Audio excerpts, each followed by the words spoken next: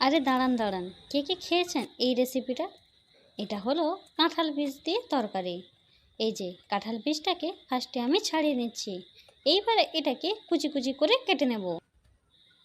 এইবারে বটিতে আমি কুচি কুচি করে আগেই কেটে নিচ্ছি। বীজটা ছাড়ানোর পর এইভাবে আমরা একটা খোসা পাবো, আর সেই সাদা রঙের খোসাটা সহজেই আমরা হাতে ছাড়িয়ে নিতে পারবো।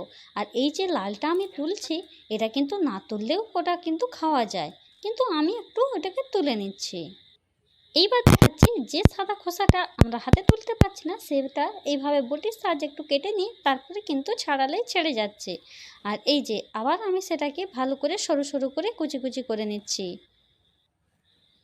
এরপরে আমি দেখাচ্ছি যে এই পরিমাণ আমার কাছে কাঁঠাল বীজ রয়েছে, আর সবগুলোকেই কিন্তু এইভাবে একটু সরু সরু লম্বা লম্বা করে কেটে নেব।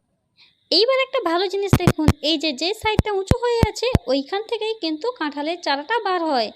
আর এই যে উল্টো দিকে রয়েছে যে এই ছোট পুটকির মতো, এটা হচ্ছে কিন্তু কাঁঠাল বীজের মুখ, কিন্তু ওইখান দিয়ে এর চারাটা কিন্তু বের হয় না।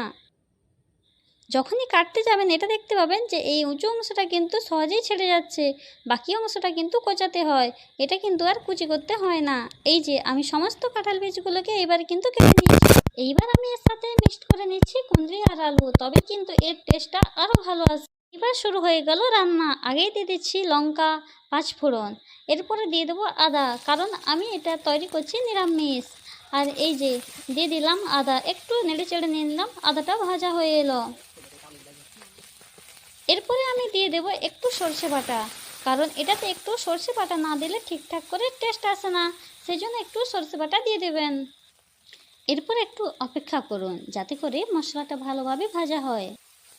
এইবার আমি আরেকটু সর্ষে বাটা দিয়ে মশলাটা ভালোভাবে ভেজে নিলাম।